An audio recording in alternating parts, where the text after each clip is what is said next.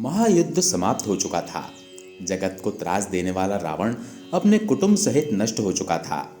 कौशलाधीश राम के नेतृत्व में चारों ओर शांति थी। श्री राम का राज्याभिषेक हुआ। राजा राम ने सभी वानर और राक्षस मित्रों को ससम्मान विदा किया। अंगद को विदा करते समय राम रो पड़े थे। हनुमान जी को विदा करने की शक्ति तो श्री राम में भी नहीं थी। माता सीता भी उन्हें पुत्रवत मानती थी। हनुमान अयोध्या में ही रह गए। श्री राम दिन भर दरबार में शासन व्यवस्था में व्यस्त रहे। संध्या को जब शासकीय कार्यों से छुट्टी मिली तो गुरु और माताओं का कुशल क्षेम पूछ अपने कक्ष में गए। हनुमान उनके पीछे पीछे ही थे। श्री राम के निजी कक्ष में उनके सारे अनुज अपनी अपनी पत्नियों के साथ उपस्थित थे। वनवास, युद्ध और फिर अनंत औपचारिकताओं के पश्चात ये प्रथम अवसर था जब पूरा परिवार एक साथ उपस्थित था। श्री राम, सीता जी और लक्ष्मण जी को तो नहीं, कदाचित अन्य वधुओं को एक बाहरी अर्थात हनुमान जी का वहां होना अनुचित प्रतीत हो रहा था। क्योंकि शत्रुघ्न सबसे छोटे थे, अतः वे ही अपनी भाभियों और अपनी पत्नी की इच्छा पूर्ति के लिए संकेतों में ही हनुमान को कक्ष से जाने के लिए कह रहे थे। पर आश्चर्य की बात कि हनुमान जी जैसा महान ज्ञाता भी ये मामूली संकेत समझने में असमर्थ हो रहा था। अस्तु उनकी उपस्थिति में ही बहुत देर तक सारे परिवार ने जी भरकर बातें की। फिर भरत को ध्यान आया कि भैया भाभी को भी एकांत मिलना चाहिए। उर्मिला को देख उनके मन में हुक उठती थी। इस पतिव्रता को भी अपने पति का सानिध्य चाहिए।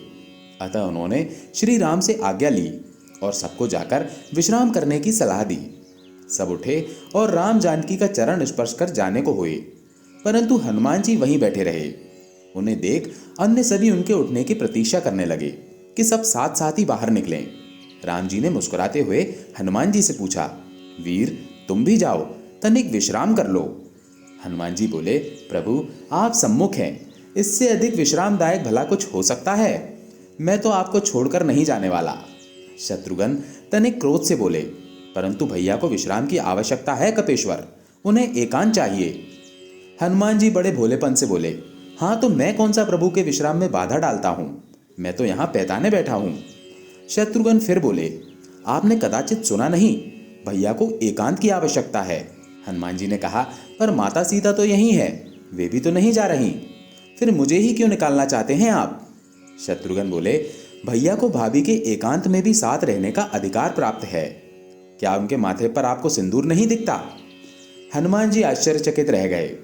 प्रभु श्री राम से बोले, प्रभु क्या ये सिंदूर लगाने से किसी को आपके निकट रहने का अधिकार प्राप्त हो जाता है? राम जी मुस्कुराते हुए बोले, अवश्य, ये तो सनातन प्रथा है हनुमान। ये सुन हनुमान जी तनिक मायूस होते हुए उठे और राम जानकी को प्रणाम कर बाहर चले गए। प्रातः राजा राम का दरबार लगा था। साधारण औपचारिक कार्य हो रहे थे कि नगर के प्रतिष्ठित व्यापारी न्याय मांगते दरबार में उपस्थित हुए। ज्ञात हुआ कि पूरी अयोध्या में रात भर व्यापारियों के भंडारों को तोड़ तोड़कर हनुमान उत्पात मचाते रहे। राम जी ने यह सब सुना और सैनिकों को आदेश दिया कि हनुमान को राज्यसभा में उपस्थित किया जाए। राम आज्ञा का पालन करने सैनिक अभी निकले भी नहीं थे कि केसरिया रंग में रंगे पुते हनुमान अपनी चौड़ी मुस्कान और हाथी जैसी मस्त चाल से चलते हुए सभा में उपस्थित हुए। उनका पूरा शरीर सिंदूर से पटा हुआ था। एक एक पग धरने पर उनके शरीर से एक एक सैर सिंदूर भूमि पर गिर जाता। उनकी चाल के साथ पीछे की ओर वायु के साथ सिंदूर उड़ता रहता। राम जी के निकट आकर उन्होंने प्रणाम किया। अभी तक सन्न होकर देखती सभा एकाएक जोर से हंसने लगी। अतः बंदर ने बंदरों वाला ही काम किया। अपनी हंसी रोकते हुए सौमित्र लक्ष्मण बोले, ये क्या किया कपिश्रेष्ठ, ये सिंदूर से स्नान क्यों? क्या ये आप वानरों की कोई प्रथा है? हनुमान जी प्रफुल्लित स्वर में बोले, अरे नहीं भैया, ये तो आर्यों की प्रथा है। मुझे कल ही पता चला कि अगर एक चुटकी सिंदूर लगा लो तो प्रभु राम के निकट रहने का अधिकार मिल जाता है।